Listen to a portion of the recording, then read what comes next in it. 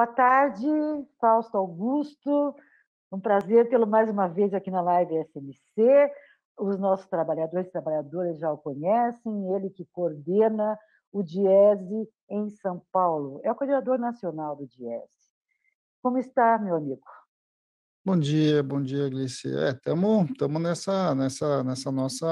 nesse nosso dilema aí da vida, né? Assim, o Brasil está num cenário muito pior do que da última vez que a gente conversou aqui, e os dilemas colocados, na verdade, eles não se resolveram, né? Na verdade, eles se Sim, intensificaram. Então, é um momento de apreensão para todos nós, né?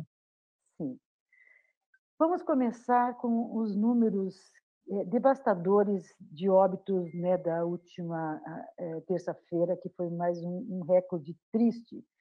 Nós chegamos a 2.800 perdão, 2.900 e alguma coisa, enfim, estamos muito próximos dos 3.000 óbitos, né, dos 2.800, no caso, ontem. Tivemos uma troca de ministro, mas percebemos que, infelizmente, há uma continuidade na forma de tratar a pandemia. O novo ministro ele não acena para a sociedade brasileira com mudanças, porque era necessária uma ruptura e uma mudança efetiva para que pudéssemos ter algum tipo de alento em relação a isso. E, por consequência, a economia, que é a vossa seara, ela derrete junto, está sempre comprometida de forma global, porque a pandemia ela é global, e se intensificando aqui no Brasil em função da falta, não dizer da falta, da ausência, do vácuo total de um governo federal. Então, eu queria que você, por favor, né, eu quero que você faça essa análise aqui para os nossos trabalhadores e trabalhadoras, porque a economia é algo que impacta diretamente na vida deles e é importante eles saberem é, em que momento estamos, né, e o que podemos esperar aqui dos próximos dias. É com você, Fausto. Bem, Gilce, essa semana fez um ano aí, né, em que a gente caminhou enfim, para o isolamento como política, e para um processo aí de enfrentamento da pandemia. E o quadro que nós estamos vivendo hoje claramente mostra que a postura que o governo federal assumiu foi uma postura que levou a gente ao quadro que nós estamos, né? É uma total desarticulação, né, da política de combate. Para você ter uma ideia, né, Gilson, é só a gente lembrar em qualquer momento da nossa história, assim, que a gente tem o SUS. Uma das coisas que era muito comum era você ligar a televisão e você ver campanhas, né, do Ministério da Saúde, as diversas, né, enfim, campanha de vacinação, campanha em relação a alguma doença grave que o Ministério estava tratando. Nós estamos no meio de uma pandemia e a gente não vê a fala do governo federal, né? A gente não ouve, a gente não fica sabendo. Isso é um sintoma bastante grave de como o governo federal simplesmente abriu mão de coordenar o processo. E isso é muito ruim, porque como nós temos um sistema único de saúde, e como nós temos um país muito grande, né, coube aos estados e os municípios fazerem o que podia ser feito, né? E o que podia ser feito com os limites de um estado federativo, mas que tem um poder muito centralizado na mão do governo federal. Então, o que a gente está assistindo, de alguma forma, tem a ver com isso. É assustador a gente pensar no ministro que saiu recentemente, que diziam que era um especialista em logística, Sim, e a gente viu os problemas de logística, né? Não vamos nem falar dos problemas de não. saúde, os problemas de logística da qual ele seria especialista. Ou seja, nós não compramos as vacinas, nós não temos como distribuir as vacinas. Quando as vacinas chegaram, nas poucas que chegaram, né, oriunda do projeto aqui do Butantan e da relação com a China principalmente, elas chegaram de maneira trocada entre Manaus enfim, o Amapá, para ter um exemplo, né, dos problemas. Nós temos um conjunto enorme de testes que foram perdidos por não ter Sim, sido distribuído pelo Ministério, isso porque o ministro era um especialista em logística, sim. né? Então, eu acho que essa é uma das coisas para a gente pensar um pouquinho como é que o Brasil está lidando com essa situação. E agora, nós estamos vivendo aquilo que a gente está tentando evitar há mais de um ano, né, que é o colapso do sistema de saúde como um todo. Então, as vagas de UTIs já estão quase todas lotadas em quase todo o Brasil. Nós estamos com problemas, inclusive nas enfermarias, nos tratamentos em geral, isso tanto da rede pública quanto da rede privada. E tudo que foi feito até agora, que os estados buscaram fazer, alguns com mais intensidade, outros com menos intensidade, de certo modo, acabou tendo muita dificuldade por conta de uma visão, inclusive, do presidente da República, que deveria ser a referência, né? Deveria ser ele que estaria conduzindo a nação nesse momento, para fazer o que precisa ser feito, e não foi feito, né? Essa ideia de que você usar a máscara quer dizer que você é covarde, os termos, né, aquele que se você ficar em casa, você é mariquinha, quer dizer, tem uma série de expressões que foram usadas, e que, de certo modo, mobiliza a população a uma movimentação nas cidades, que não faz sentido, né? Eu acho que isso é bastante importante.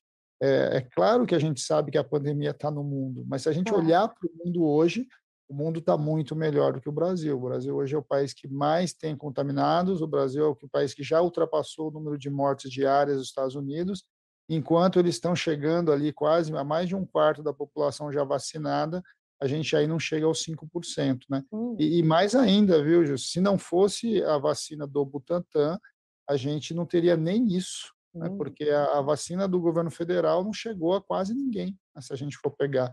Então, é algo para. E vamos lembrar que foi essa vacina do Butantan que o próprio governo quase enfim, quase inviabilizou, porque ele Claro. tentava impedir que a vacina saísse por uma questão política com o governador aqui do estado, Sim.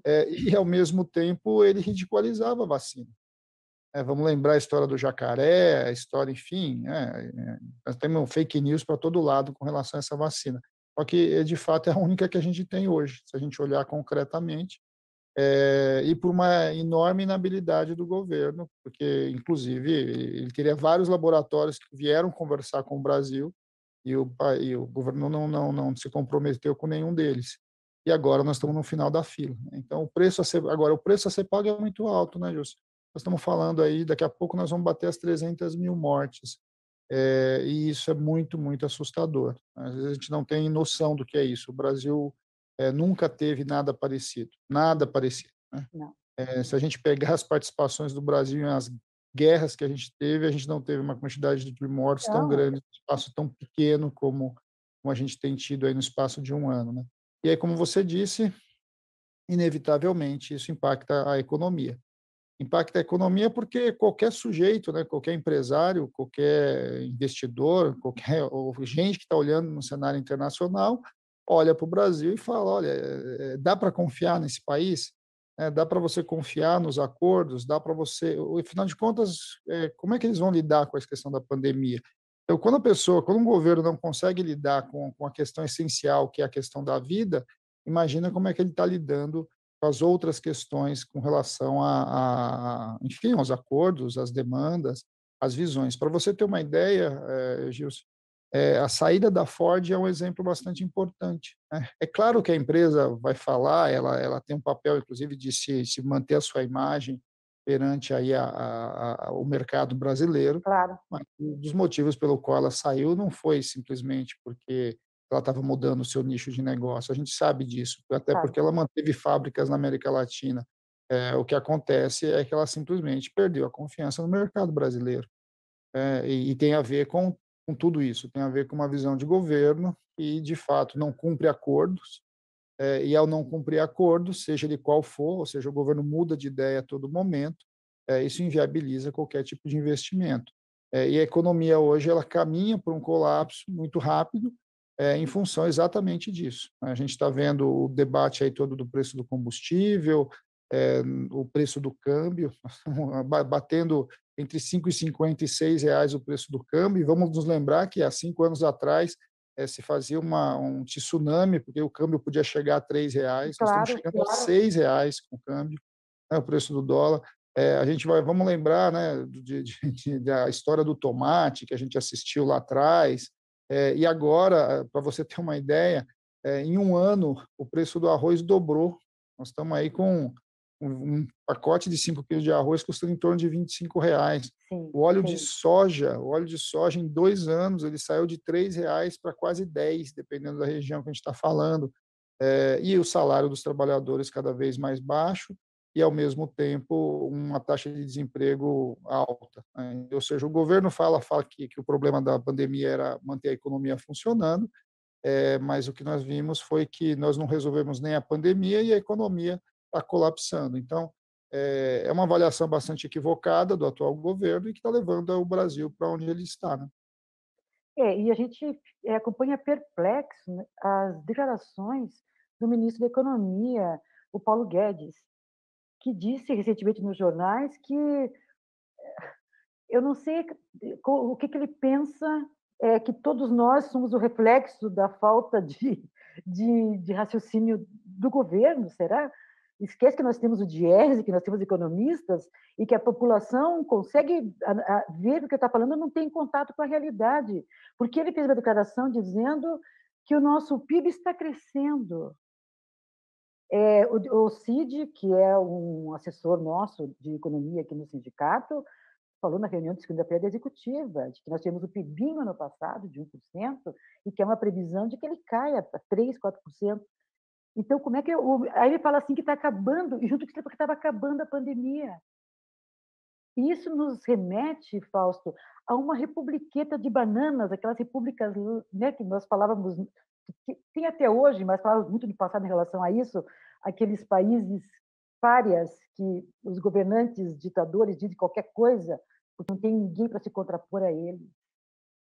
Então, é extremamente grave o momento pelo que nós passamos. Uma outra questão que eu queria passar aqui para você, para falar com você, é sobre o auxílio emergencial, que foi recentemente encaminhado e aprovado.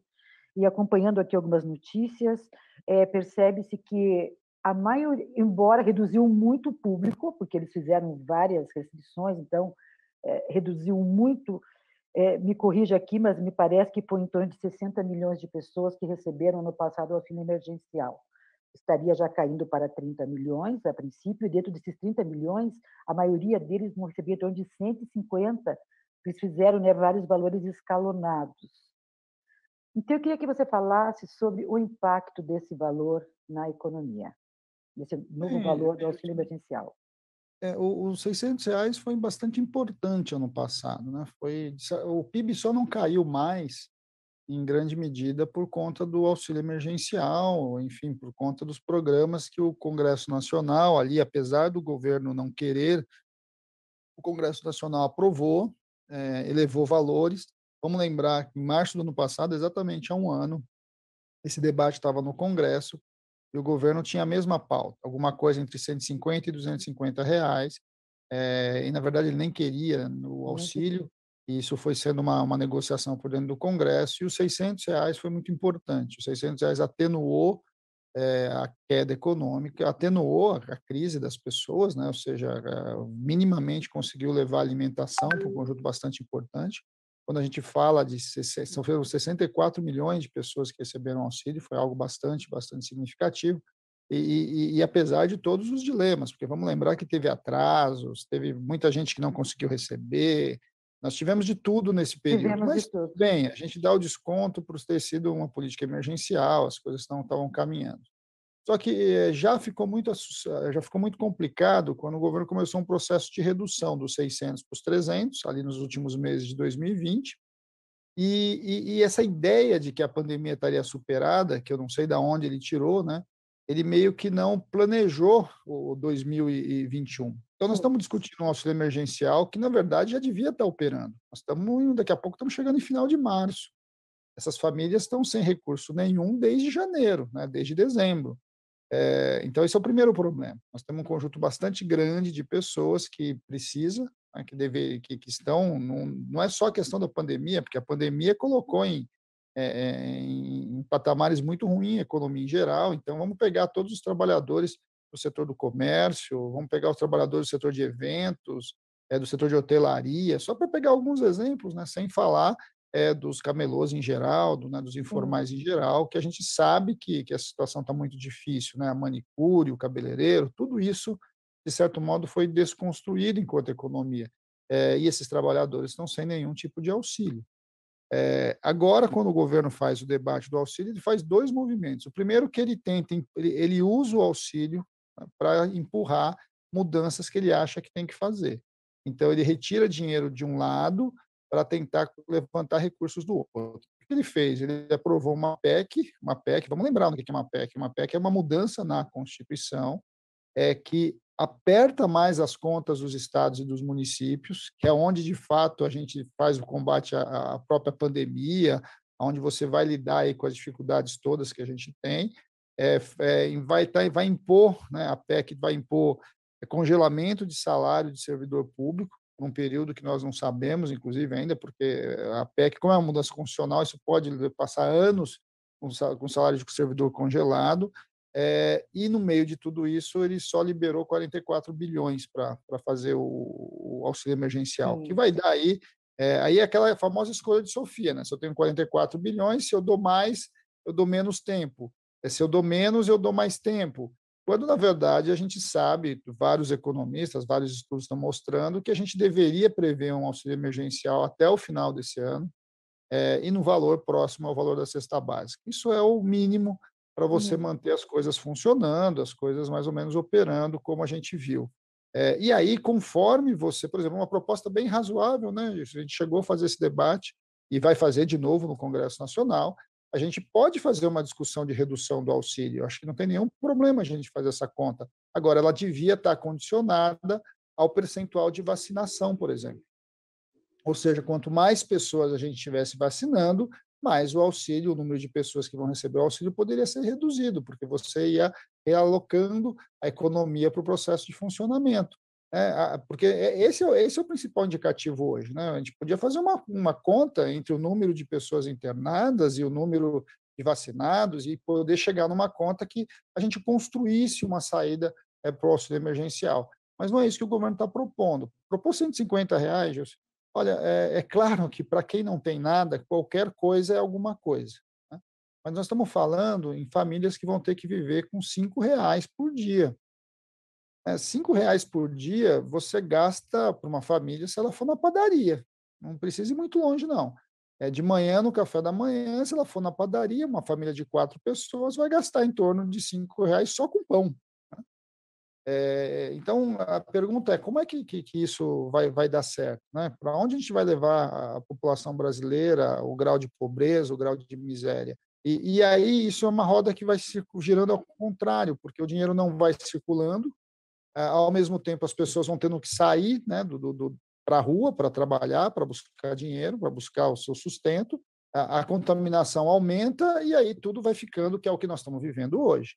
sim, Tem uma fala que eu acho que nós temos que sim que puxar a orelha de uma parte da população, sim, porque tivemos as festas de final claro. de ano, tivemos carnaval, tivemos essas coisas todas aí meio complicadas e ainda de vez em quando a gente encontra aí uma série enfim, de denúncias, né, de espaços, de festas e etc. Mas esse não é a maioria da população, Gilson, se a gente for olhar bem. A maioria da população está saindo de casa para buscar trabalho. E como é que a gente vai dizer que ele está errado? Não é isso? Ué, ele precisa buscar, né? Ou ele enfrenta o vírus ou ele não tem o que comer. Então, a gente não tem muito como lidar. A discussão do auxílio emergencial passa por isso.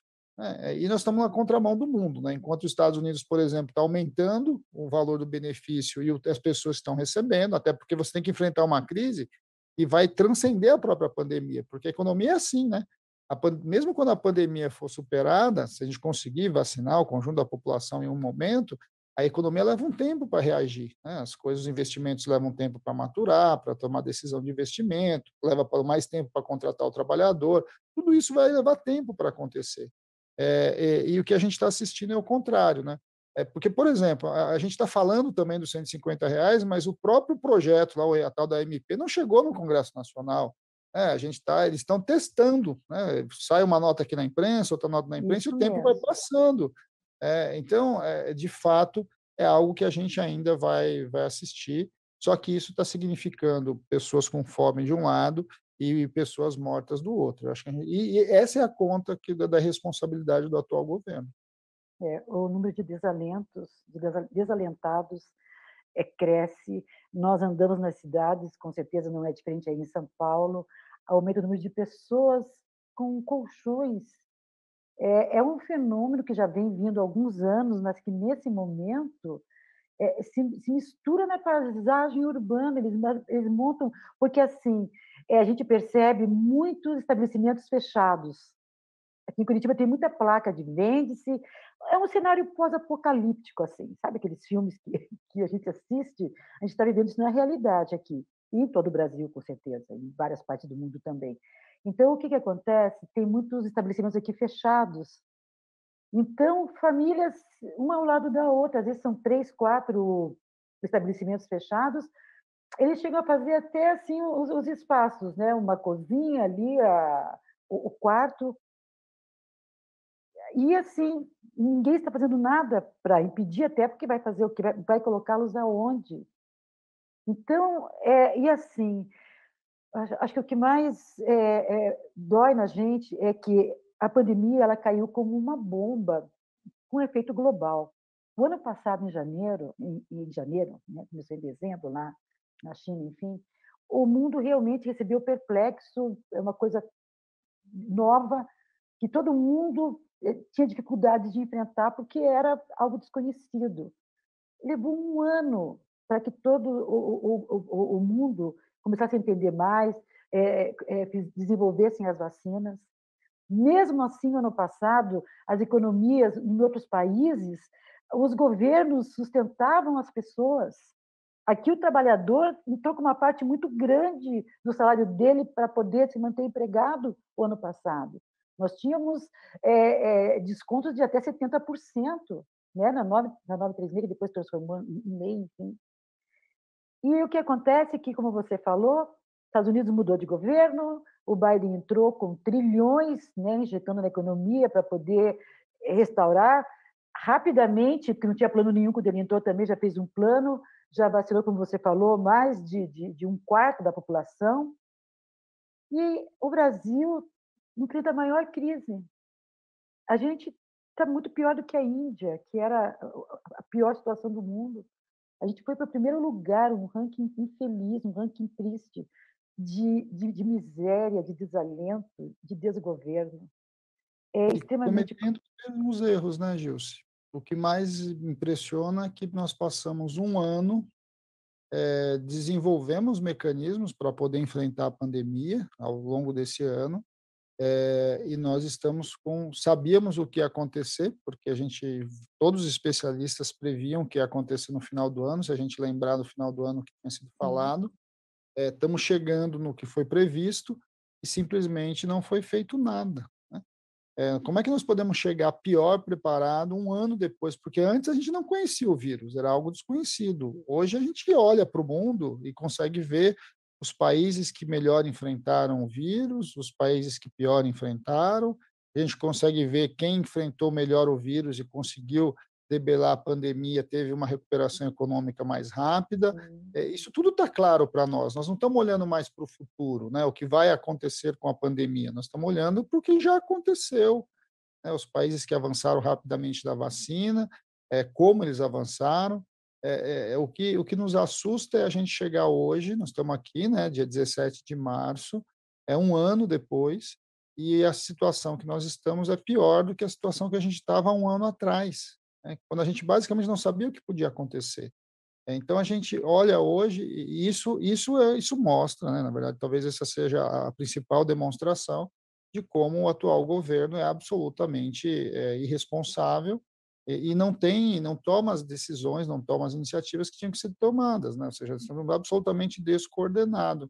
Vamos lembrar, né, na gripe aviária ali quando a gente quando o H1N1 surgiu, o Brasil vacinou 70 milhões de brasileiros em 3 meses.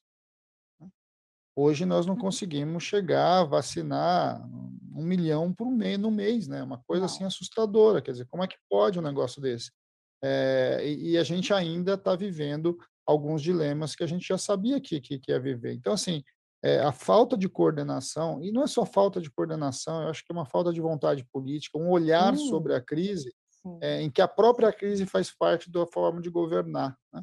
Eu acho que isso também é um dado importante, né, esse caos faz parte da do atual governo, ele acredita nesse caos, né, ele acredita que esse caos é o normal para eles. Então, e é uma forma também que a população fica meio atordoada, porque ela também não reage, né.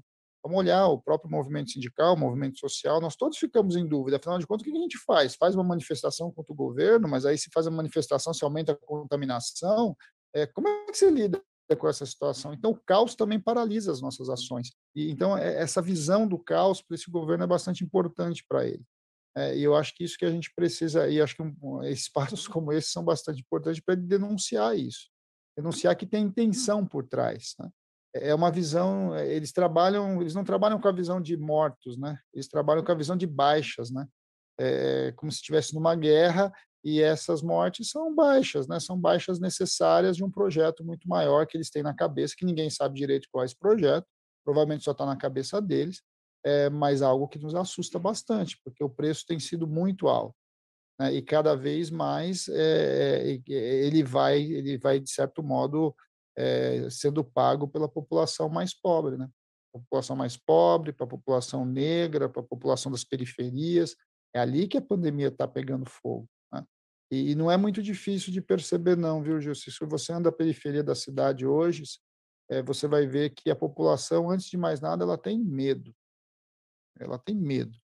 Ela tem medo da fome, ela tem medo de ficar doente, ela tem medo de não ter hospital, ela tem medo, né? E uma população com medo, ela se submete de um lado, uma população com medo, ela tem pouca capacidade de reação, e é por isso que instituições como o movimento sindical, como os movimentos sociais, como a sociedade civil organizada, nesse momento tem um papel fundamental.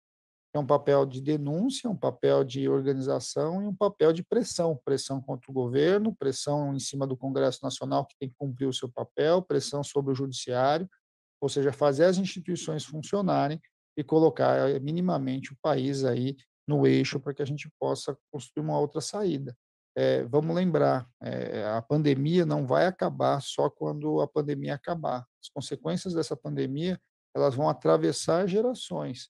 Nós temos que pensar as crianças que ficaram fora da escola e que continuam fora da escola. Quantas pessoas deixaram de fazer exames e descobrir doenças graves, ou elas deixaram de fazer tratamentos de doenças mais graves e que isso vai ter consequências depois.